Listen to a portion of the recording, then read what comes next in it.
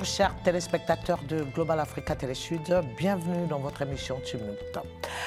Nous allons faire une petite pause quant à notre série d'émissions sur les élections dans des pays africains, ceux qui les tiendront ou ceux qui y pensent à peine ou pas du tout, et ceux qui les tiendront, dans quelles conditions les tiendront-ils, pour nous intéresser aux 500 jours de l'incarcération de Bazoum au Niger. Le président Bazoum, en effet, à 500 jours de cela, il y a 500 jours de cela, qu'il est séquestré au palais, ou près du palais.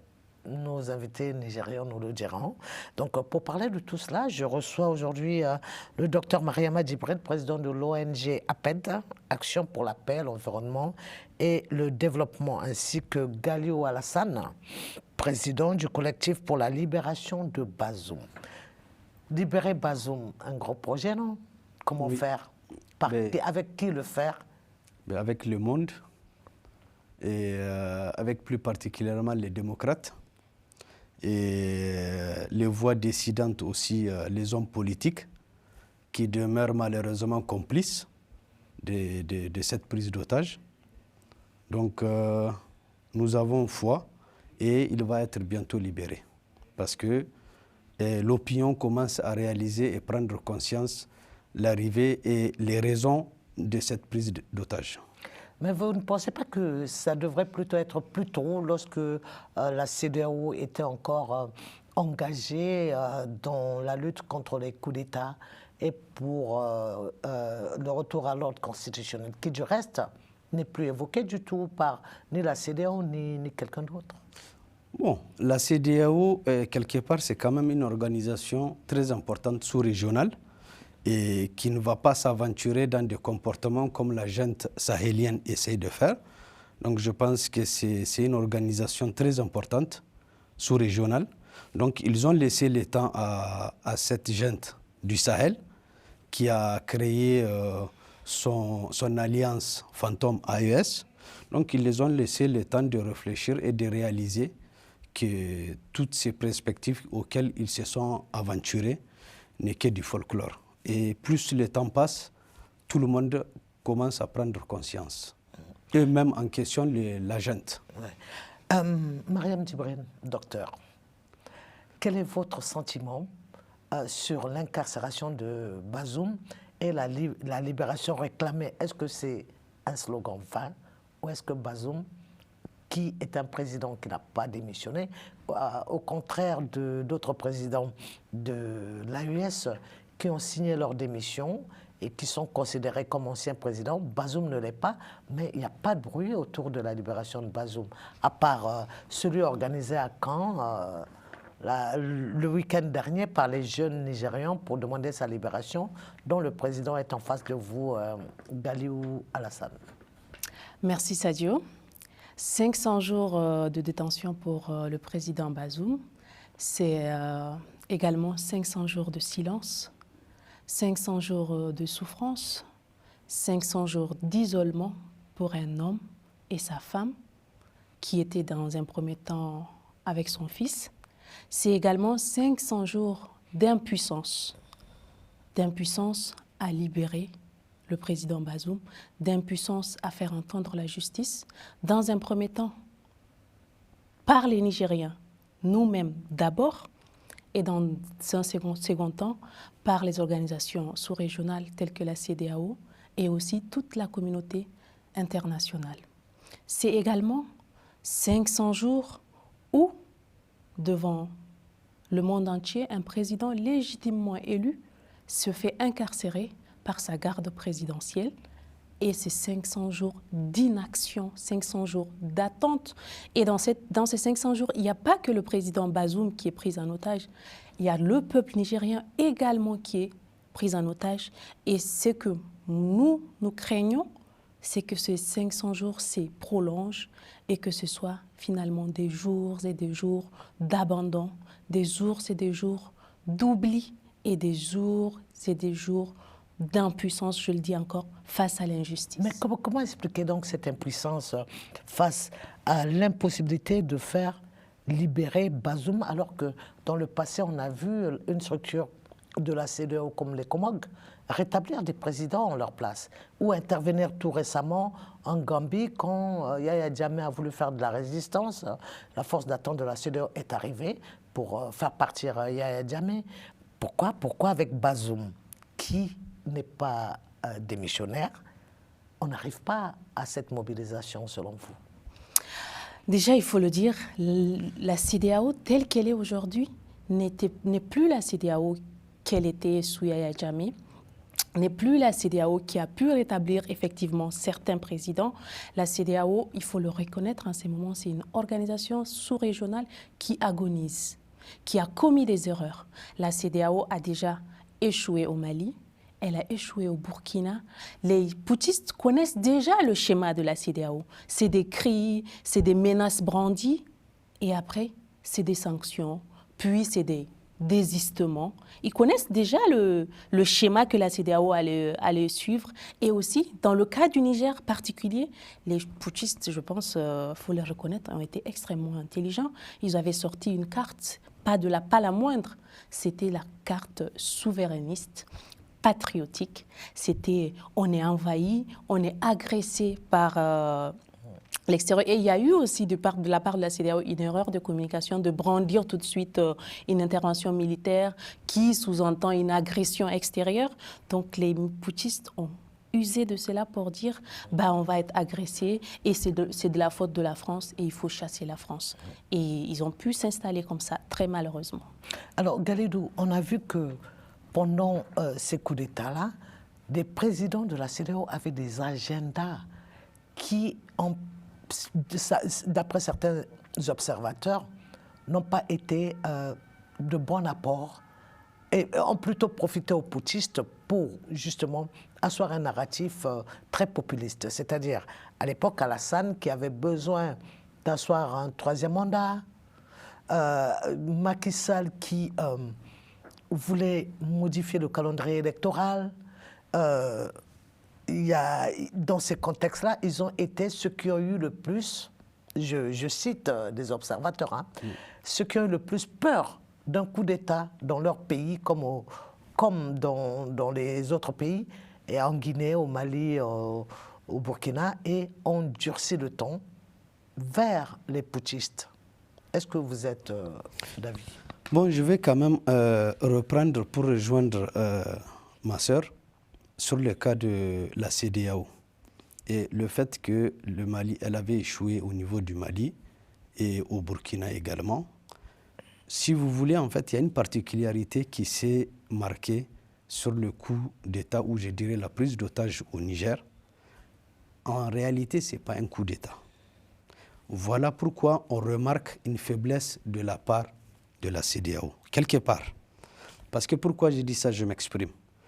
C'est une prise d'otage organisée à l'interne.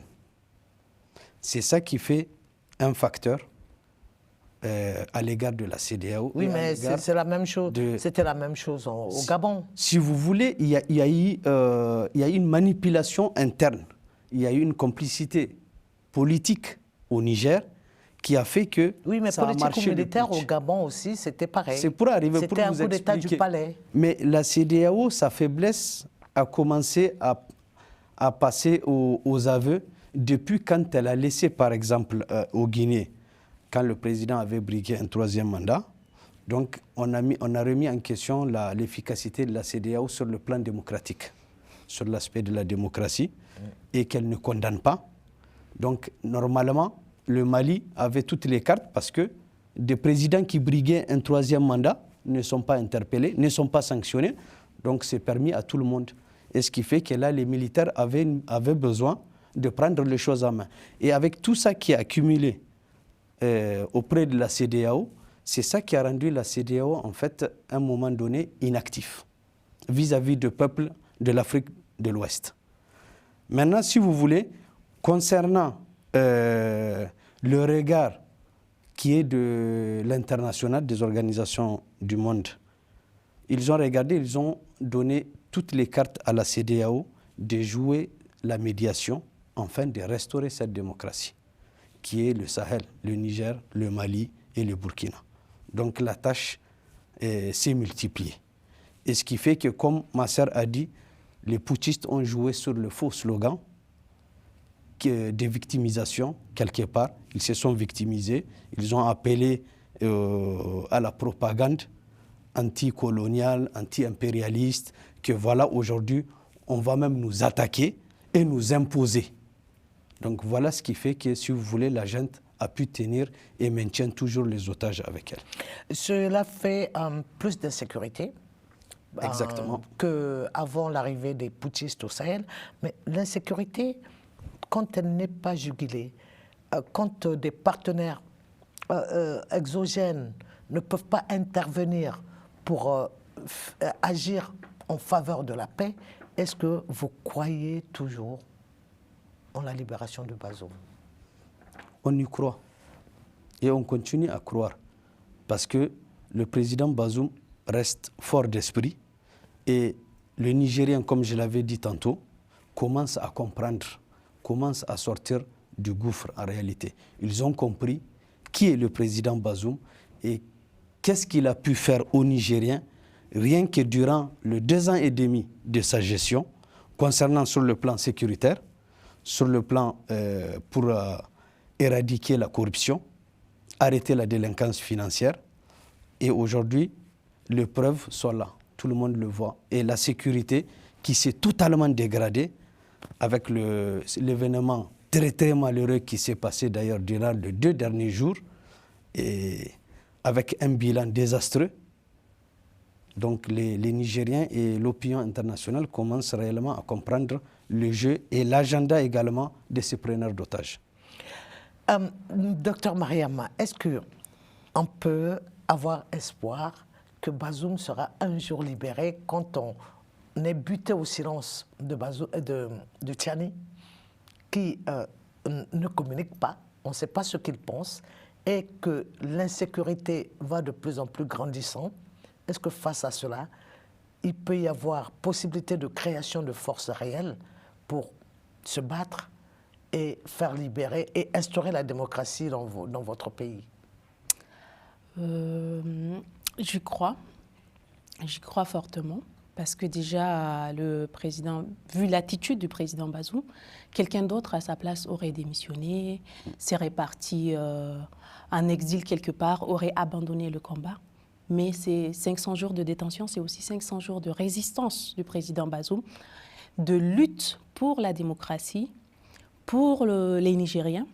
Il y a une chose que je tiens à préciser à nos téléspectateurs, c'est que moi, j'étais une personne qui était à un moment radicalement opposée au régime de Bazoum et à celui de Issoufou notamment. Et je me souviens, en tant que membre de la société civile, quand Bazoum a accédé au pouvoir, il a voulu rencontrer les acteurs de la société civile et j'ai été conviée à cette réunion-là. Et j'ai été appelée à 3 reprises pour assister à cette réunion et je n'ai pas voulu. Je n'ai pas voulu parce que j'étais radicalement opposée aux 10 ans de régime du PNDS et à tout ce qu'il y a eu comme scandale, comme malversation financière surtout. Donc je me disais, avec Bazoum, ça va être pareil. Je n'ai pas voté pour lui, je n'ai pas voulu le rencontrer, je n'ai pas voulu assister à la réunion. Mais malgré moi, Bazoum est devenu président. Et au bout d'1 an de mandat de Bazoum, j'ai commencé à changer d'avis. J'ai commencé à voir... Pourquoi? Quels étaient les signaux qui ont fait que... Parce qu'il y a des actions concrètes. Il y a des actions concrètes qui prouvent qu'il est là vraiment pour amener le pays de l'avant. Citez-nous ces actions-là, quelques-uns. Par exemple, l'insécurité. Il a fait des actions extraordinaires qui ont jugulé vraiment une grande partie de l'insécurité. Des populations déplacées commençaient à retourner chez eux.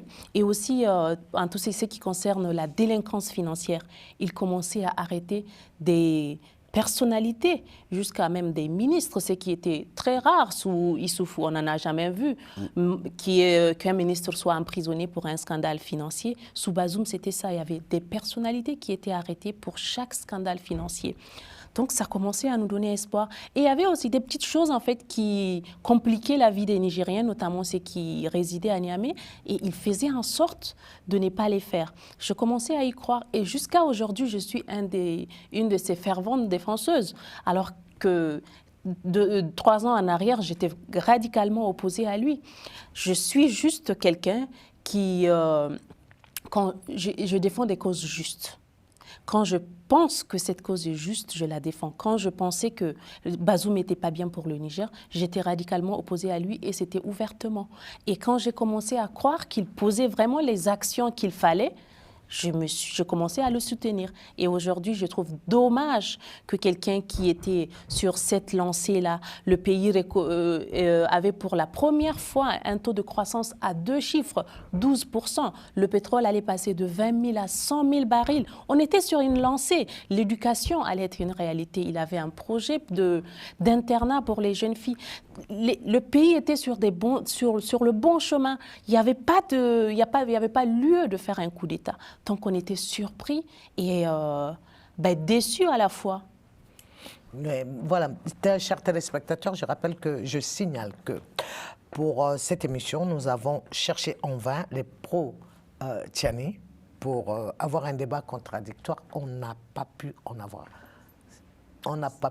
Donc c'est malgré nous que nous avons 2 Nigériens qui c'est dommage. Ça aurait été bien qu'il y ait un vis-à-vis, en effet. Voilà.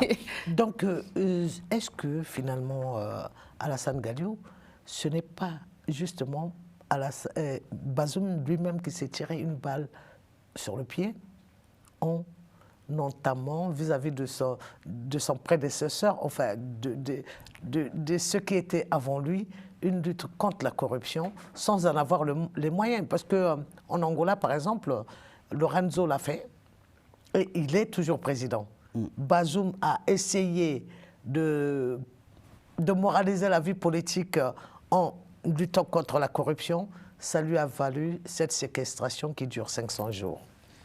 Bon, je dirais qu'il ne s'est pas tiré une balle. En réalité, le président Bazoum, il le savait. Il le savait, il fallait prendre une décision il risquait et il l'a osé, il l'a fait. Et j'ai dit, tant mieux qu'il l'a fait. Parce qu'il sait très bien que les gros voleurs étaient autour de lui. Et il savait très bien, parce qu'il a pris cette initiative, c'est suite au bilan des 10 années précédentes, qui était la gestion de l'ancien président Issoufou Mahamadou, auquel l'entourage a pris et a hypothéqué le bien des Nigériens comme étant leur propre propriété, et que Bazoum a décidé de stopper ça. Et il est venu pour ça, il a prêté serment, il a juré devant le peuple qui lui a donné mandat. Oui, mais ce que je veux dire, est-ce qu'il s'est donné toutes les garanties pour mener à bien cette lutte-là? On se rend compte qu'il ne s'est pas donné les moyens finalement, parce que ça a été interrompu au bout de quelque temps, après son investiture, sans qu'il ait pu aller jusqu'au bout, c'est-à-dire attraper les gros poissons dans sa lutte contre la corruption. Et finalement, c'est lui qui a été... C'est ce que je vous dis, les gros poissons, il était avec eux, il était au milieu en fait. Il l'entourait, il cherchait à les dévorer. Donc pour essayer de tous les arrêter, c'était un risque, il l'a pris. Et aujourd'hui, c'est le monde entier qui sait ce qui se passe en réalité. Il a voulu arrêter les gros voleurs, et c'est ces voleurs même, plus particulièrement le protecteur de ces voleurs, qui est Tiani, le général qui a fait la prise d'otage. C'est lui qui a protégé durant les 12 années et demie de la délinquance financière. Et c'est lui qui, finalement, il a pris en otage le président Bazoum. Et croyez-moi, les Nigériens ont compris la bonne volonté du président Bazoum. Et beaucoup de Nigériens continuent à croire et le président Bazoum sera libéré. On ose y croire, chers téléspectateurs. Nous allons revenir dans quelques instants pour continuer notre émission dans une deuxième partie. Avant cela, n'oubliez pas de vous abonner à notre chaîne YouTube Global Africa Télé Sud. À tout de suite.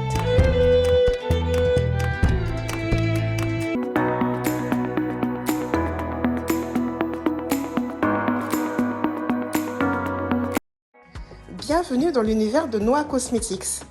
Nous vous proposons une gamme de produits à base d'ingrédients naturels, des produits mixtes adaptés pour la peau, les cheveux et le visage, et également pour toute la famille. Nous avons également une chaîne YouTube où nous recevons des professionnels et des passionnés du domaine du bien-être et de la bienveillance avec qui nous partageons leurs précieuses connaissances. Rejoignez-nous sur tous nos réseaux.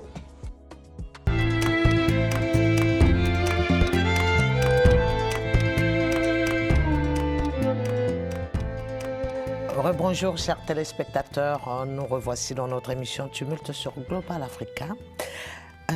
Docteur Mariama Djibril, vous œuvrez pour la paix, l'environnement et le développement. Est-ce que c'est des choses faciles à faire dans le Niger d'aujourd'hui, avec 17 mois de règne de Tiani? Que veulent dire aujourd'hui les notions paix, développement et... Voilà une question très pertinente. En effet, dans le Niger actuel, c'est très compliqué de parler de paix, de développement, puisque le coup d'État, le putsch, on va dire, a énormément divisé les Nigériens.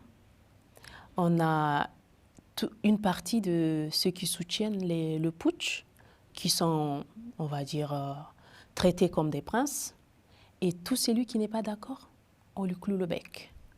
Nos camarades sont emprisonnés, ils sont stigmatisés, ils sont faits apatrides.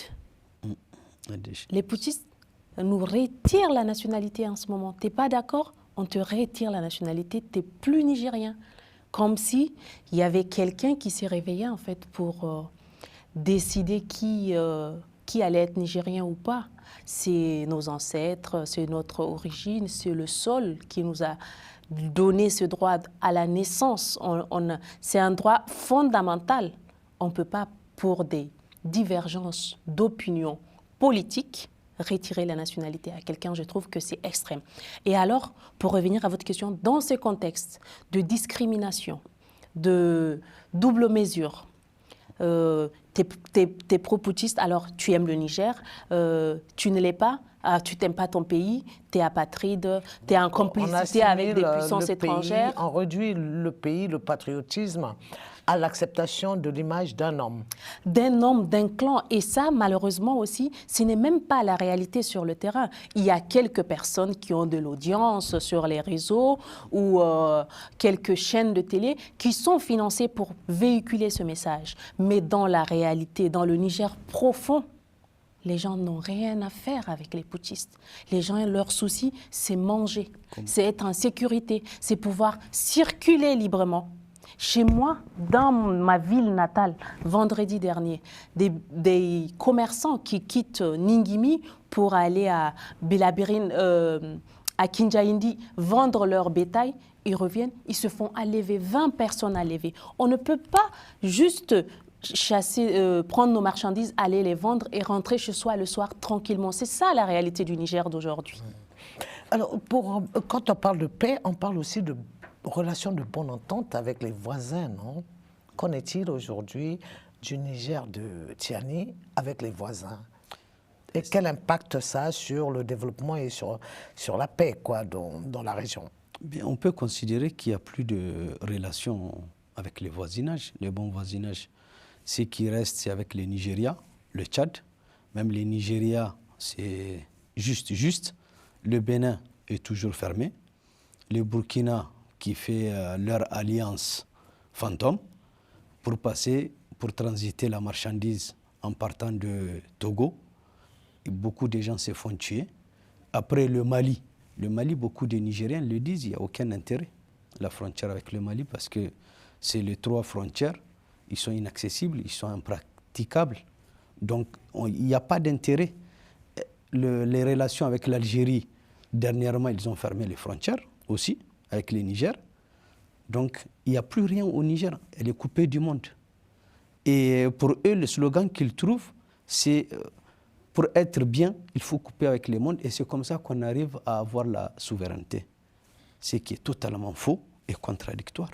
Oui, mais les trois pays sont quand même bien ensemble et se sentent bien ensemble et se soutiennent militairement. Mais quel intérêt on a vu, par exemple, quand le Burkina s'est plaint des propos d'un homme politique malien, l'homme politique se retrouve aujourd'hui en prison, Issa Kaoudim pour ne pas le citer, et puis un média s'est retrouvé suspendu ou peut-être fermé définitivement, on n'en sait rien, la télévision Djoliba TV, parce que un membre de l'alliance de l'AES s'est plaint. Est-ce que vous comprenez que c'est une forme de solidarité qui... mais une forme de solidarité destructive.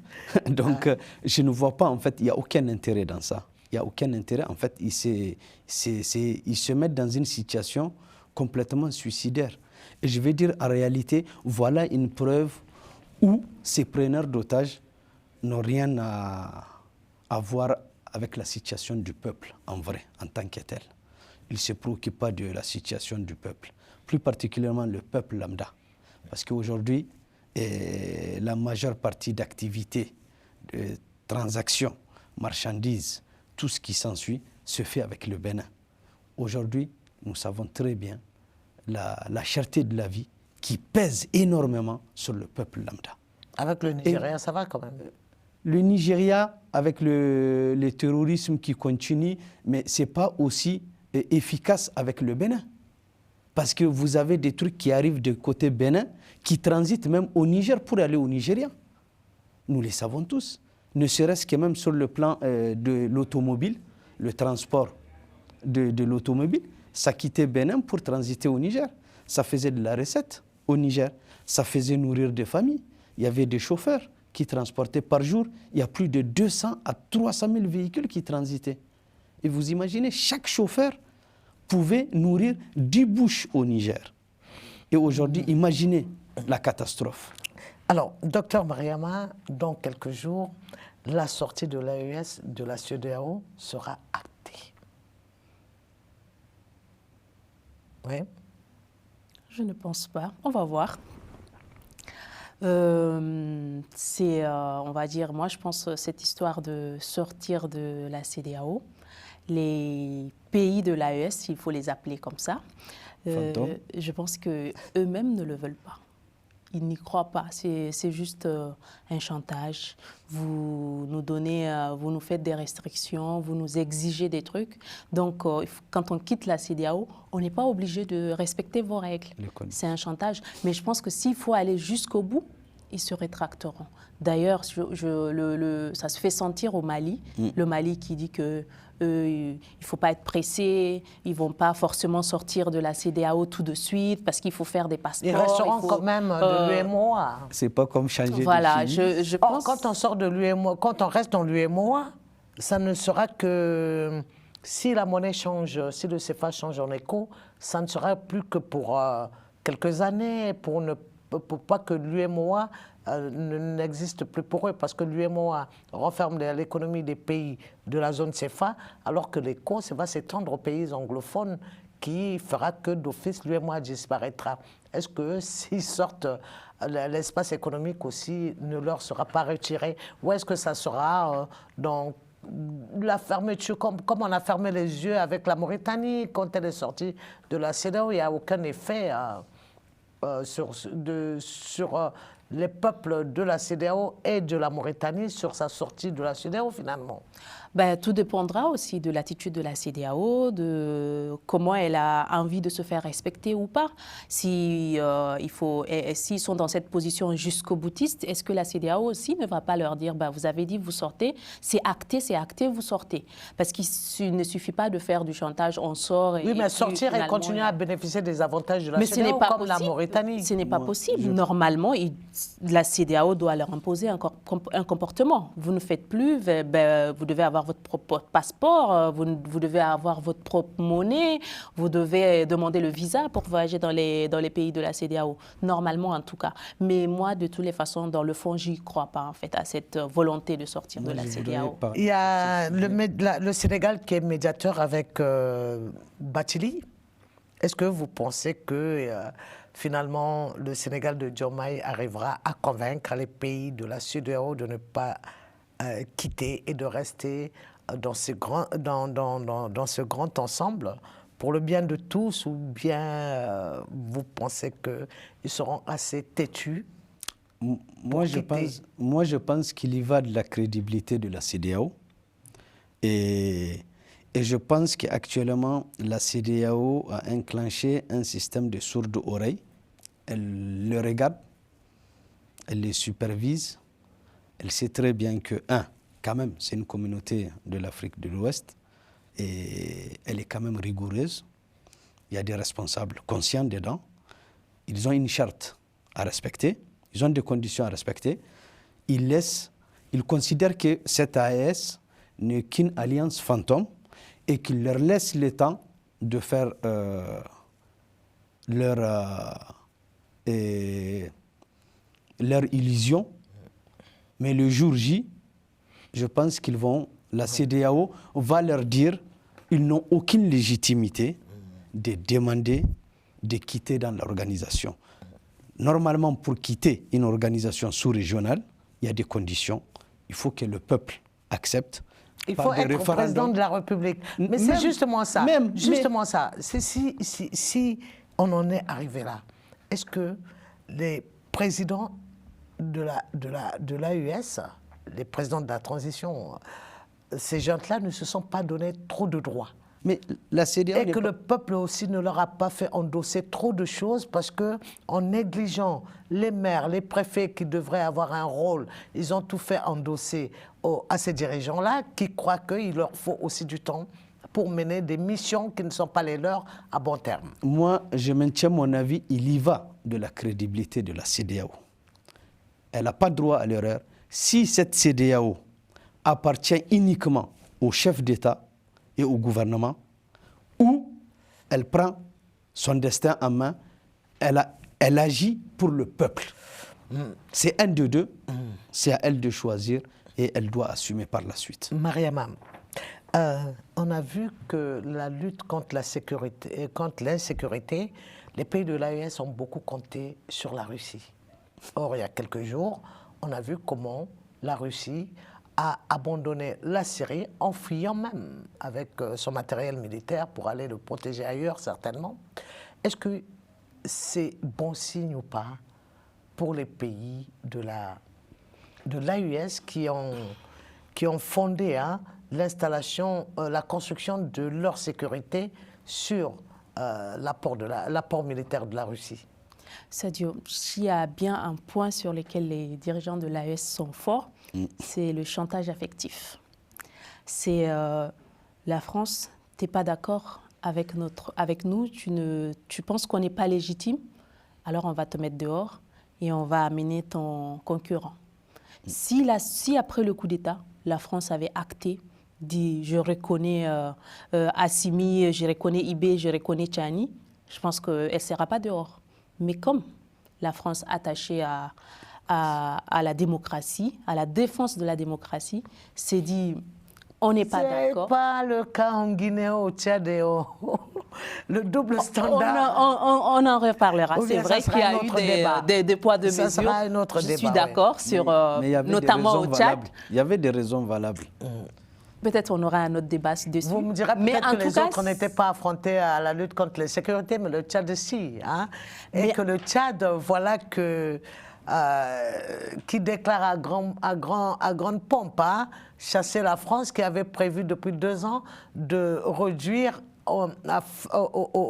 avec pour objectif de faire quitter ses bases militaires en Afrique. Voilà qu'elle annonce une rupture qui était déjà programmée par la France depuis longtemps, d'où l'installation de Jean-Marie Bockel. Est-ce qu'il n'y a pas un agenda politique derrière ça? C'est une diversion. C'est pas... Le Sénégal qui annonce de même, alors qu'on leur a bien dit qu'on va retirer nos troupes. En Côte d'Ivoire, il n'en reste que 150 sur des dizaines et des dizaines qu'il y avait. Pour Mohamed Déby, c'était le jeu, c'était les cartes qu'il avait jouées de la souveraineté. La souveraineté a le vent en poupe. Donc c'est un slogan qui est en train de souffler un peu dans le Sahel, et très malheureusement. Donc, mais le Tchad a joué sur ses cartes, et moi je pense que... Et l'armée française était en train de construire son plus gros ouvrage au Tchad, la construction d'un hôpital pour le bien des peuples tchadiens. On ne sait pas maintenant qu'est-ce que effet, cela va donner. et c'est que d'ailleurs partout la France a contribué au développement. Mais je reviens sur le cas du Tchad pour dire qu'en fait le contexte tchadien est complètement différent de celui du Niger. Le Tchad a toujours été géré par un militaire. Idriss Déby Itnou, c'est un militaire, son fils qui reprend le règne. Donc c'est un cas complètement opposé au contexte nigérien. Et Niger aussi, c'est un cas aussi complètement différent des Maliens. Et le Burkina également a son propre contexte. Oui, en tout cas, ils ont en commun d'avoir des vies de coup d'État hein, le long de leur on s'est un peu éloigné de la question oui. russe. Alors, j'étais en train de dire que si la France avait en tout cas, entre griffes, validé les différents putschs, il n'y aurait pas eu de ce slogan souverainiste, la France dehors, et puis les pays de l'AES ne se seraient pas tournés vers la Russie. Mais en ce moment, comme on vient de le voir là, avec ce qui s'est passé en Syrie, la Russie quand même a montré sa limite en fait dans sa capacité à faire la guerre sur plusieurs fronts. Déjà à l'Ukraine, à la Syrie. Maintenant avec la Syrie, on a vu le désistement de la Russie et aussi au Sahel, même au Sahel, on a vu quand même les limites Parce que la sécurité va plutôt grandissant. Je vais vous donner quelques chiffres. Au Mali, par exemple, avant l'arrivée de la junte, il y avait, en termes d'exactions sur les civils, 60 morts. Aujourd'hui, 4 ans après, il y a 960 morts des exactions de Wagner et de l'armée malienne contre 60 auparavant. Ça veut dire ce que ça veut dire et qu'aujourd'hui, dans les pays de l'AIS, il y a 16 000 écoles fermées contre quelques dizaines. Voilà. Et il y a aussi une réalité qui est là, c'est que on reviendra, parce que c'est la fin de cette deuxième partie de notre émission. On y reviendra dans quelques instants. Merci à téléspectateurs. Dans un instant, même plateau, mêmes invités, même chaîne.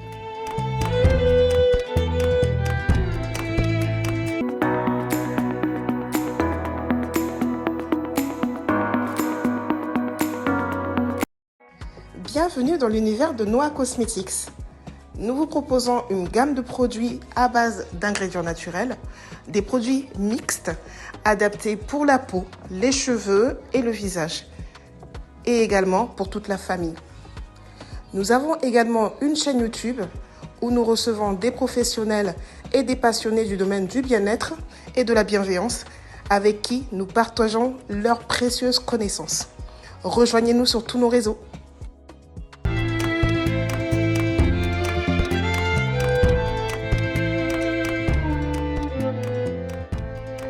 Chers téléspectateurs, bienvenue dans notre émission Tumulte sur Global Africa Télé Sud. Je pense que vous avez massivement touché à la cloche pour vous abonner à notre compte YouTube qui attend 1 million et même plus 10 millions d'abonnés, pourquoi pas. Donc toujours avec Galiou Alassane, président du collectif pour la libération de Bazoum, et Dr Mariam Djibril, présidente de l'ONG APED, c'est Action pour la paix, l'environnement et le développement. Alors, nous allons parler des perspectives, parce qu'on ne peut pas se développer ni sortir de crise en étant isolé dans un monde interconnecté. Et les pays de la CEDEAO ont connu l'interconnexion. Qu'est-ce que vous pensez qu'il faut faire aujourd'hui pour que non seulement Bazoum soit libéré, mais pour que, enfin, que les peuples de ces pays puissent être libérés à revivre ces interconnexions ou à ne pas être coupés de ces intersections, par exemple avec la sortie des États de l'AES, de la CEDEAO. Bon, c'est comme je disais tantôt, en fait, ce retrait, en fait, n'aura pas lieu. Il n'aura pas lieu. Parce qu'ils ne sont pas préparés pour ça. Ils n'ont aucun programme. Les structures AES n'est que fantôme. Mais attends, quand vous dites que ça n'aura pas lieu, moi, ça me dépasse un peu. Vous savez comment l'AES a été mis en place sans consulter le peuple? Justement. La Confédération a été mise en place sans consulter le peuple. Une preuve de plus. Ils font ce qu'ils veulent quand même. jusqu'à présent, c'est ce qu'ils ont montré. Alors, quels sont les signaux que vous avez qui montrent que ces gens n'iront pas jusqu'à rompre jusqu'à quitter la CEDEAO? C'est simple. Comme je vous ai dit, l'AES n'est pas là pour le peuple. Mais la CEDEAO est là pour le peuple de la CEDEAO. Donc, c'est à la CEDEAO, et il y va de sa crédibilité, de prendre les dispositions. Oui, mais la CEDEAO n'est pas là pour retenir aussi ceux qui ne veulent pas y rester. Sinon, ça se saurait. On a vu le cas de la Mauritanie. Il y a des principes juridiques dans l'organisation de la CEDEAO. Donc, on ne peut pas rentrer et quitter comme ça. Mais il y a l'année d'expectative. Les preneurs d'otages ne sont pas légitimes pour décider une quelconque retrait d'une organisation, qui est la CEDEAO d'ailleurs. Et la CEDEAO, comme je vous le disais tantôt, ne va pas céder à ces chantages. Moi, j'aimerais ajouter ceci. En tout cas, si les différentes juntes au pouvoir dans le Sahel arrivent jusqu'à concrétiser la décision de quitter la CEDEAO, ce sera une preuve de plus que ces militaires ne sont pas là pour l'intérêt des populations. Tout à fait. Ils sont là parce qu'ils ont leur propre agenda. La réalité, c'est que les 3 pays sont des pays enclavés qui n'ont aucun accès à la mer. Oui, mais le droit maritime fera qu'ils auront toujours accès à la mer parce qu'on ne peut pas interdire à un pays enclavé. Nous sommes dépendants des ports voisins. Oui. Donc, d'où l'intérêt d'avoir un minimum. Donc, ces pays des ports voisins aussi sont dépendants économiquement des pays de l'AES. Oui, mais quand s'il faut mettre sur la balance, qui a plus intérêt à s'entendre avec? Mais celui qui vend à celui qui n'a pas aussi. Et ce sont des pays maritimes qui vendent quelque chose à ceux qui n'en ont pas. Sadio, 16 mois que la frontière avec le Bénin est fermée. La situation économique au Niger, elle est désastreuse. Il y a une inflation qui ne dit pas son nom. Le prix du riz a doublé. Le prix du mil, pareil. Les Nigériens... Donc voilà, c'est pour cela que je vous demande des perspectives. Avec tout ça, qu'est-ce qu'il faut? Ce qu'il faut, c'est clair et net. Il y a, à travers le monde, des gens qui sont pour la démocratie, pour la justice, et à ces gens de s'élever et de faire entendre la justice. Dans un premier temps, les Nigériens eux-mêmes doivent prendre conscience de leurs responsabilités dans la gestion de cette crise, parce que d'abord, le Nigérien, la solution doit venir de nous. Si nous sommes là en train de nous plaindre tous les jours, parce que c'est ce qu'on fait quotidiennement, je vous dis, il suffit d'être dans les plateformes WhatsApp nigériennes pour savoir. Tout le temps, on dénonce, ça ne va pas, la vie coûte cher, les gens y meurent, l'insécurité est grandissante. Mais on attend toujours une main miracle qui va venir nous sauver, alors que cette main, elle ne viendra pas tant que nous-mêmes, nous ne manifestons pas de façon collective notre volonté à nous faire entendre. Galio, comment actionner tous les démocrates qui sont censés se battre pour asseoir ce que vous attendez, c'est-à-dire la paix durable et dans la foulée la libération de Bazoum? Déjà, dans un premier temps, on a attendu quelques résultats qui sont quand même malheureux. Je dirais c'est très malheureux d'attendre aussi avoir de tels résultats aussi désastreux. Par exemple, quand vous regardez les bilans, ces démocrates dont vous parlez, aujourd'hui réalisent et voient les bilans du CNSP. Plus de 3000 morts. Et sans compter ce qui vient de se passer les 2 derniers jours, qui est très très malheureux. Et je dirais que c'est un événement qui est répété en forme d'anniversaire, très malheureux, comme le 10 décembre 2019 d'Inates et de Chinagoder. C'est à peu près le même massacre que nous venons de revivre les 2 derniers jours. À plus de 200 morts, tout en sachant que déjà l'information militaire, la source information militaire a publié 91 soldats FDS tombés et que par la suite il y a eu un conseil d'urgence. Et vous égrenez les problèmes. Je vous ces... demande la solution.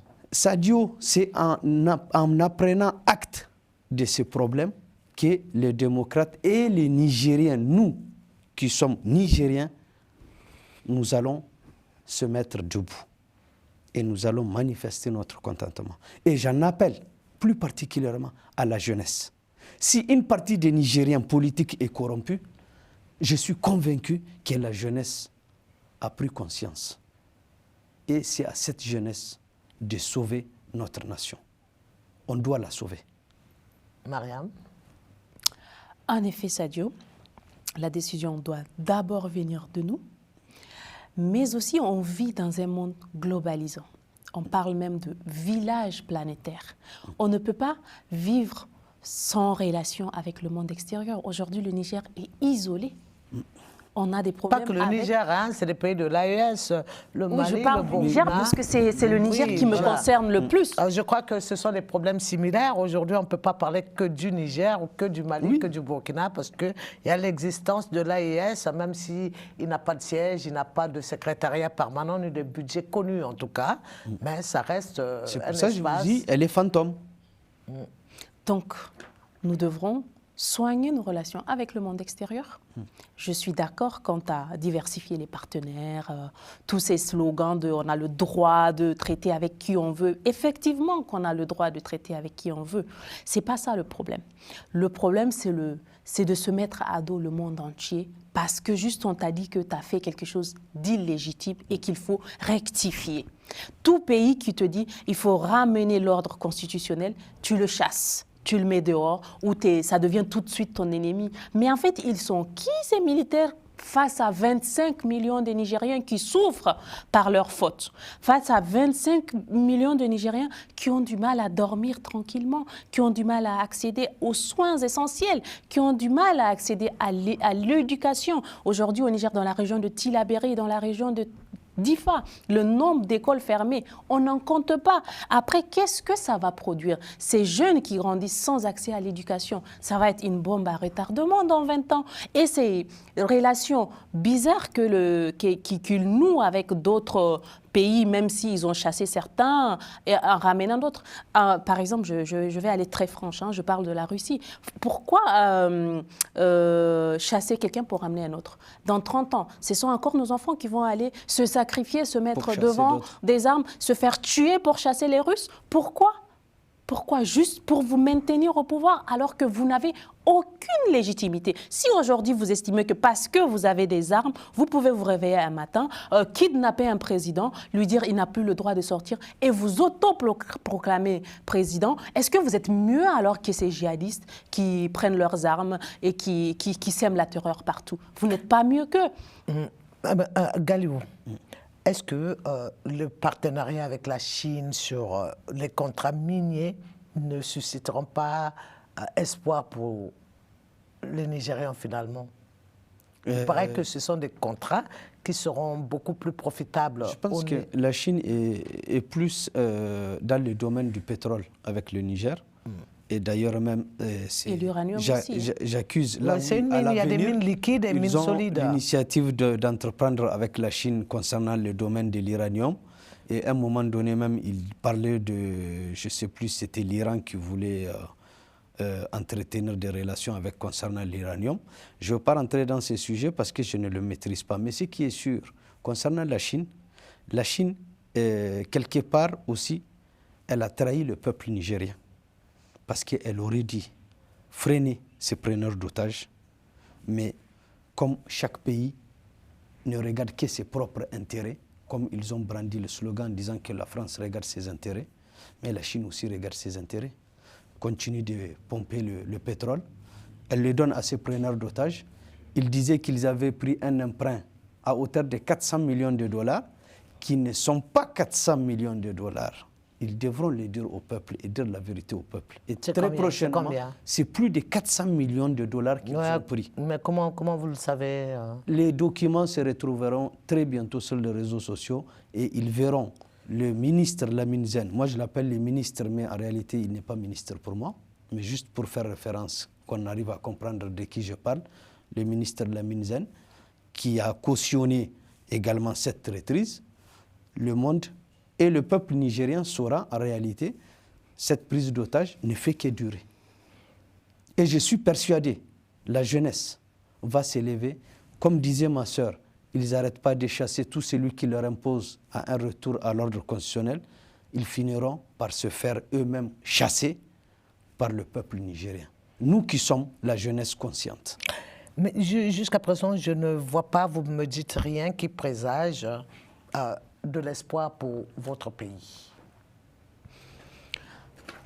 Moi, ce qui présage de l'espoir pour moi, pour le Niger en ce moment, c'est qu'il y a déjà un changement de discours.